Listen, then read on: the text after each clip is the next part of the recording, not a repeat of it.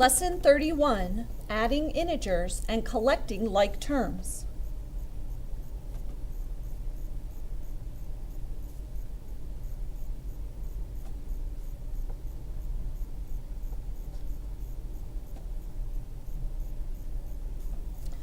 So you want to look at the two numbers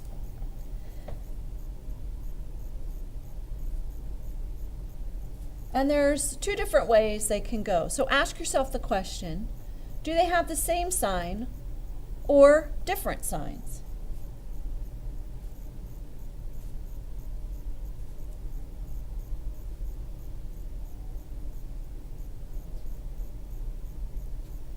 So if they have the same sign, what you do is you take the absolute value and add them. Then give the answer the sign that the two numbers began with. So you give the answer the sign, so the same sign that the two numbers had.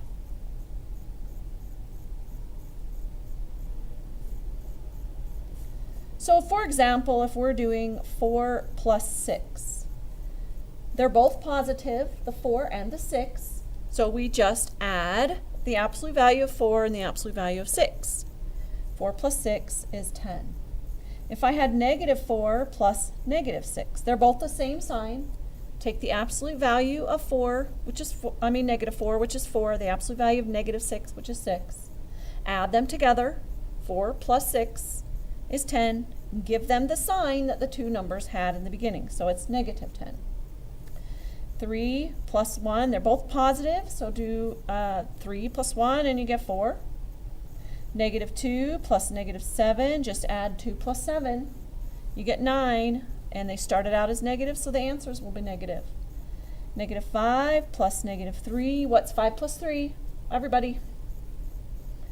Okay, and the answer will be, and everybody, what kind of answer will we be? Negative. Okay, good. If they have different signs, you take the absolute value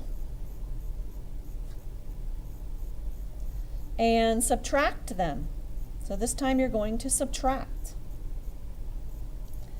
Give the answer the sign that the number with the larger absolute value had.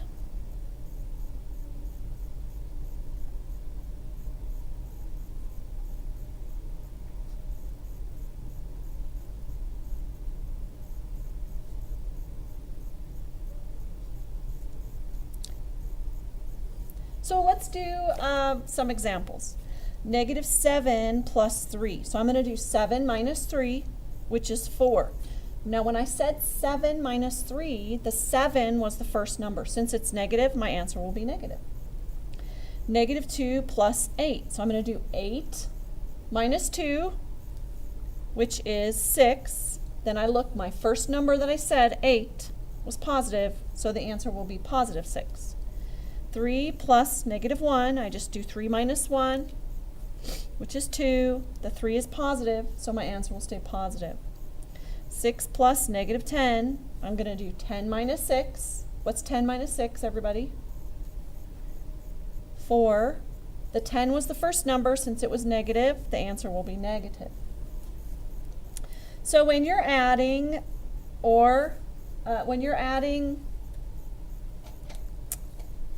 two numbers, if they have the same sign, you want to keep the sign that they started with. So sometimes we think about, we like to just think about the negatives as our sign. So we have negative 5. So if we think about, okay, we have 5 negatives, and we're going to add 3 negatives. Notice that altogether we have 8 negatives. So if we're adding negative 5 plus negative 3, we're going to get a negative 8. If we have different signs, then we subtract. So let's say we had negative 5 plus a positive 3. So let's look in our little box here. We have 5 negatives. We have 3 positives. Every positive and negative together cancel each other out. So notice what's left is 2 negatives. So this is negative 2. So we did 5 minus 3 to get 2, and we have more negatives, so it's going to be negative 2. We have in math what's called the additive inverse. That just means, what do you add to the number to get 0? So opposites add to 0.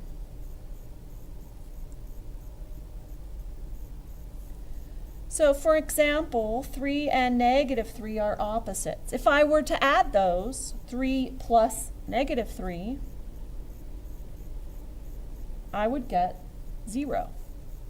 7 and negative 7 are opposites. If I were to add those, negative 7 plus 7, I'm going to get 0.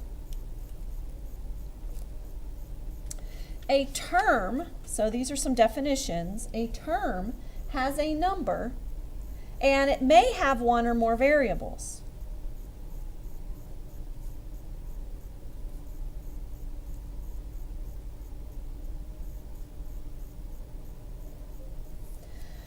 So here's some examples of terms. Actually, I'm going to give you an example of a problem where we're adding. So 2b plus 6a plus 3, we cannot add any of these together. None of them are like terms. And this statement has 3 terms. One of the terms is 2b, one of the terms is 6a, and one of the terms is 3. Okay, I have 2 more definitions, so I'm going to turn the page. Might have to pause the video right here. The next definition is a constant. And that's just a number. And with that number, there are no variables. So for example, the constant 3 or 100, those are constants. And the last definition is coefficient, a number that is multiplied by a variable. So if I have 3a, the coefficient is 3. If I have x, the coefficient is 1, because that's multiplied by 1. If I have 6x squared y, the coefficient is 6. So it's just the number that is multiplied by a variable. If I have the number 5, there is no coefficient. It is only if there's a variable with it. Okay, that's the end of the lesson. Let's get ready to do practice set.